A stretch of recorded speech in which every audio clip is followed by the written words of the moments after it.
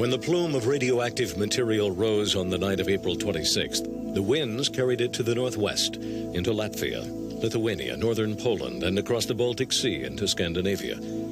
On the second day, the winds changed, blowing to the west and southwest, passing over southern Poland, Austria, southern Germany, Switzerland, Italy, and France. On the fifth day, another wind change, back to the northwest, and the cloud moved into central Germany, the Netherlands, and Great Britain. Eventually, the winds blew northeast, spreading the fallout into central Russia. Some radioactive material rode the jet stream over the United States and other countries.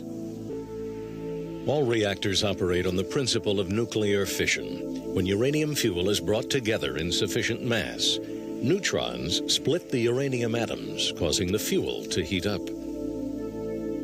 Water is pumped over the fuel. Some of it turns to steam and runs a turbine, which generates electricity. And some of it is recycled and returns to cool the core. Chernobyl No. 4 was a Soviet-designed reactor called an RBMK. The uranium is contained in over 1,700 separate tubes, surrounded by blocks of graphite, which keep the chain reaction going.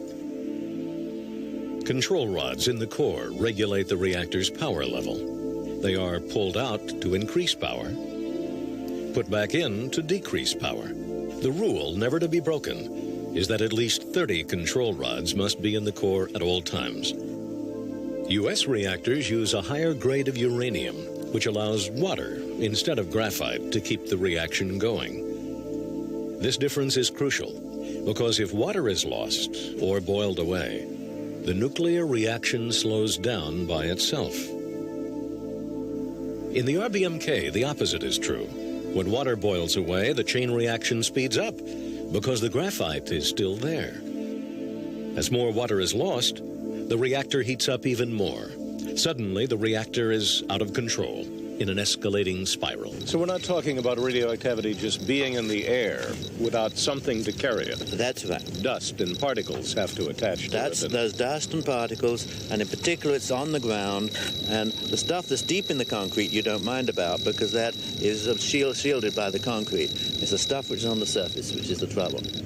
Now, just inside, we saw automatic machines where the workers would immediately be registered or measured. Yeah, and that's making sure they've got no radioactivity on their hands, because if you've been cleaning up very high levels, you can get it on your hands, and then you might suck your fingers and it goes inside. Mm-hmm. And that's where you really don't want the radioactivity, inside the body, because then the radiation from that is bound to be hit by the body somehow.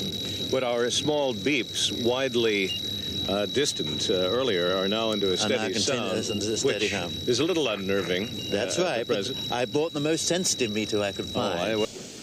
As for the individuals who lived nearby the plant, thousands were examined in hospitals and clinics in Kiev. Most were released. But the sight of people flocking to hospitals is blamed for the reports of mass deaths in the Western media.